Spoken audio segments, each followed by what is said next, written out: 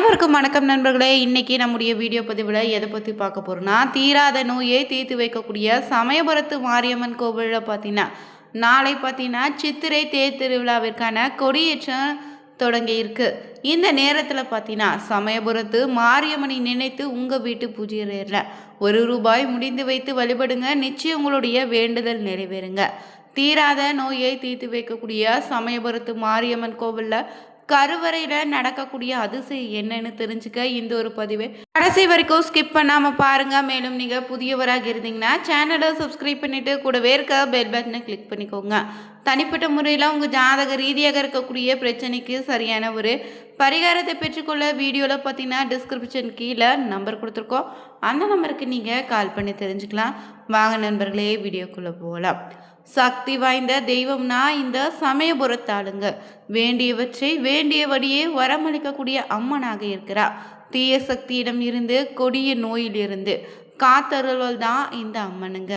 இந்த அம்மனுக்கு மஞ்சள் துணியில் நீங்கள் ₹1 முடிந்து வைத்து வேண்டிக்கோங்க. நிச்சயம் நிறைவேற்றி வைப்பா.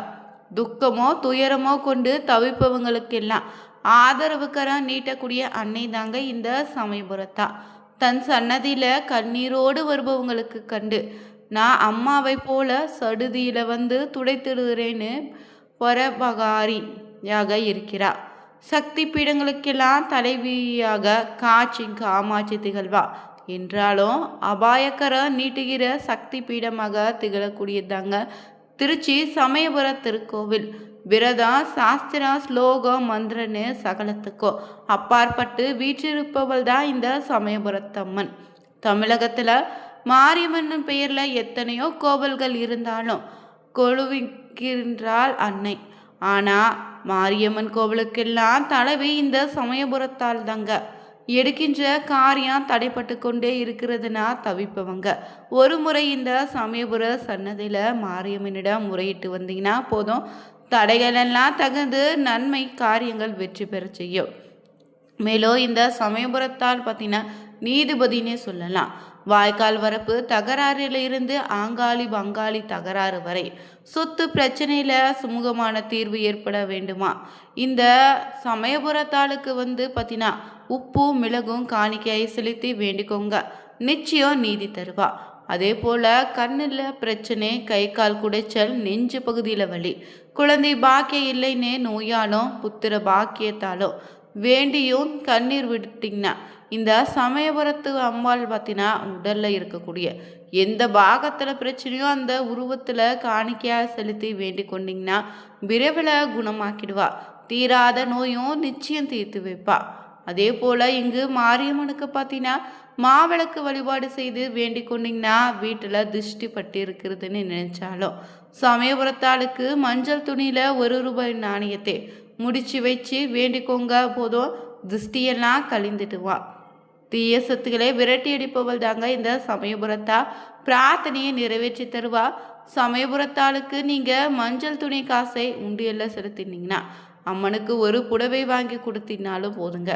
உங்கள் வம்சத்தை வாழையடி வாழையாக வாழ செய்வா, செழிக்க செய்வாங்க இந்த சமயபுரத்தா. மேலும் இந்த சமயபுரத்து மாரியம்மன் கோவிலில் பார்த்தீங்கன்னா சித்திரை தேர் திருவிழாவிற்கு நாளை அதிகாலை பார்த்தீங்கன்னா கொடியேற்றம் சிறப்பாக நடக்க இருக்கு. மேலும் இந்த திருவிழா பார்த்தீங்கன்னா 10 நாட்களும் வெகு விமர்சையாக சமயபுரத்தாளின் அன்னையில் கோவிலில் நடக்க போகுதுங்க. இந்த நேரத்தில் பார்த்தீங்கன்னா ஆயிரக்கணக்கான பக்தர்கள் அம்பாளை தரிசிக்க காத்துட்ருப்பாங்க. மேலும் இந்த சமயபுரத்தை யாருன்னு தெரிஞ்சுக்கலாங்க. நீதியும் தீமையும் அழித்து தீராத நோய்களை தீர்த்து வைக்கக்கூடிய பரிகார தலமாக இருக்கு.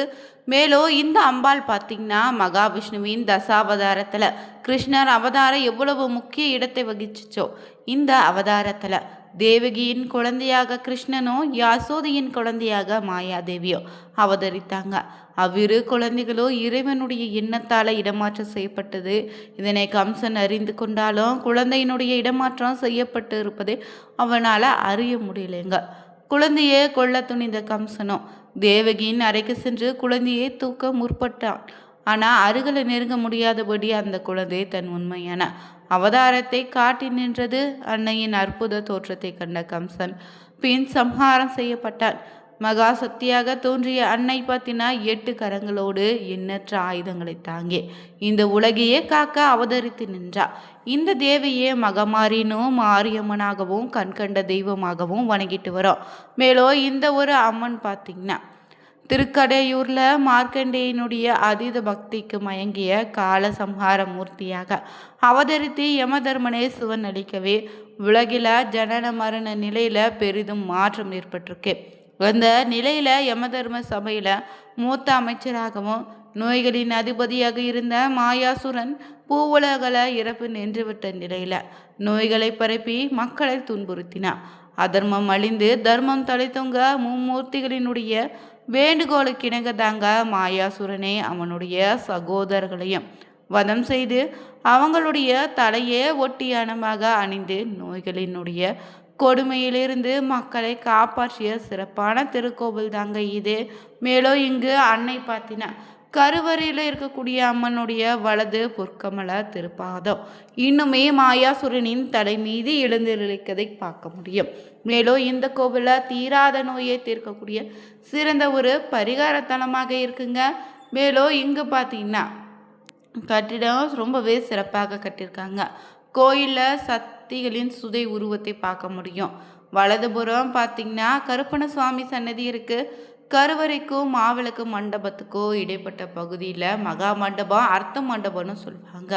இங்கு கருவறை சுற்றி பிரகாரம் காணப்படுதுங்க. இந்த பிரகாரத்தில் தான் விமானத்துடன் அதிர்ஷ்டமான பகுதியில் தொட்டி போல அமைக்கப்பட்டு அது நீர் நிரப்பப்பட்டு இருக்கும். அம்பாள் கருவறையில் குளிர்ச்சியாக இருப்பதற்காக உக்கிரத்தை தணிப்பதற்காக இந்த முறையில் பார்த்தீங்கன்னா மேற்கொண்டிருக்காங்க. மேலும் கருவறையினுடைய இடதுபுற உற்சவம்மனுடைய சன்னதி இருக்குது. இத்திருமேனிக்கு நாள்தோறும் பார்த்தீங்கன்னா சிறப்பாக அபிஷேகம் செய்யப்பட்டு வருது. மேலும் சமயபுரத்துக்கு அருகில் இருக்கக்கூடிய செல்லாண்டியம்மன் திருக்கோயிலுக்குரிய திருமேனிக்கு இங்கு நாள்தோறும் அபிஷேகம் செய்யப்படுதுங்க. மேலும் இங்கு அம்பாள் பார்த்தீங்கன்னா கருவறையில் அம்மான் எப்போது போல இல்லாமல் சிறப்பான முறையில் அருள்பாலிக்கிறார். இங்கு அம்மனுடைய திருமேனி பார்த்தீங்கன்னா குங்கும நிறத்தில் இருக்குங்க. வைர பட்டைகள் மின்ன கண்களில் அருளொளி வீச வைர கமல்களோடு மூக்குத்தியோடு பக்தர்களுக்கு காட்சியளிக்கிறார். மேலும் மாரியம்மன் பார்த்தீங்கன்னா ஆதிசக்தியான அம்மனும் தனது 8 கைகளில் இடதுபுறமாக பார்த்தீங்கன்னா கபாலத்தையும் மணி வில் பாசம் வலதுபுறமாக கத்தி சூள அம்பு உடுக்கின்னு ஆயுதங்களை தாங்கி நிற்கிறார்.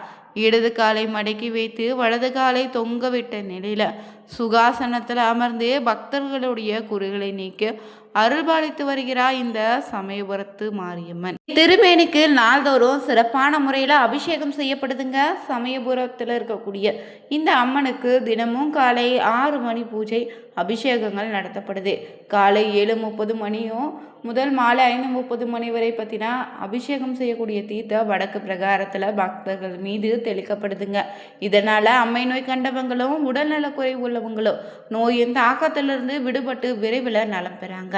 மேலும் இந்த கோவிலில் கருவறையில் அம்மன் பற்றினா இருப்பது ரொம்பவே வித்தியாசங்க. ஏன்னா மற்ற கோயில்களை விட இங்கு மாறுபட்ட வடிவம் கொண்டு அருளாட்சி நடத்தப்படுது. மூலவரின் திருவுருவம் மரத்தால் ஆனதென்றாலும் அந்த மேன் சுதைன் வேலைப்பாடுகள் மேற்கொள்ளப்பட்டிருக்குங்க. தங்கஜடா மகுடமும் குங்கும மேனி நிறத்தில் நெற்றியில் அழகிய வைரப்பட்டைகள் மின்ன கண்களில் அருள் வீச வைர கம்மலோடும் குத்தியோடு பக்தர்களுக்கு அருள்பாலிக்கிறார்.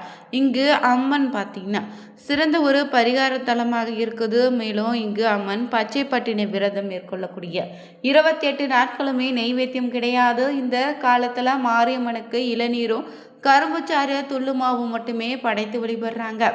பூச்சொரித்தல் விழா நடைபெறக்கூடிய ஞாயிற்றுக்கிழமைகளில் பல்வேறு பகுதியிலிருந்து அலங்கரிக்கப்பட்ட வாகனத்தில் அம்மனை எழுந்தருளச் செய்து பூத்தட்டுக்களையும் பூக்கூடைகளையும் ஏந்தி வந்து ஊர்வலமாக வந்து இங்கு மாரியம்மனுக்கு பூக்களை சாத்தி வழிபாடு செய்யப்படுதுங்க. மேலும் பங்குனி கடைசி ஞாயிற்றுக்கிழமையில சித்திரை தேர் திருவிழாவுக்கான கொடியேற்றமும் சித்திரை முதல் செவ்வாய்க்கிழமையில சித்திரை பெரும் திருவிழா தேரோட்டமும் நடத்தப்படுங்க. பச்சை பட்டினி விரதம் பூரணமடைந்தவுடன் சிவபெருமானிடம் இருக்கக்கூடிய சர்வசக்தியை பெற்று படைத்தல் காத்தல் அடித்தல் மறைத்தல் போன்ற 5 தொழில்களையும் பார்த்தீங்கன்னா அம்பாள் வந்து அருள்பாலிக்கிறாருங்க. இங்கு திருச்சிறை திருவிழாவின் நிகழ்வாக தேரோட்டம் பார்த்தீங்கன்னா முதல் செவ்வாய்க்கிழமையில் நடைபெறும். இந்த நாளில் மாநிலத்தின் பல்வேறு பகுதியிலிருந்து பல்லாயிரக்கணக்கான பக்தர்கள் பங்கேற்று தேர் வடம் பிடித்து இழுக்க இருக்காங்க. அந்த வகையில் 2026ஆம் ஆண்டிற்கான சித்திரை தேர் திருவிழா கொடியேற்றும் நாளை பார்த்தீங்கன்னா நடக்க இருக்குதுங்க. மேலும் வைகாசி மாதத்தில் 15 நாட்கள் பஞ்ச பிரகார திருவிழா நடத்தப்படும். இந்த வீடியோ உங்களுக்கு பிடிச்சிருந்தா லைக் பண்ணுங்க, ஷேர் பண்ணுங்க, கமெண்ட் பண்ணுங்க. மறக்காம சேனலை சப்ஸ்கிரைப் பண்ணிட்டு கூடவே இருக்க பெல் பட்டனை கிளிக் பண்ணிக்கோங்க. சமயபுர தாயே போற்றி எனும் மந்திரத்தை 3 முறை கமெண்ட் பண்ணுங்க. நன்றி நண்பர்களே.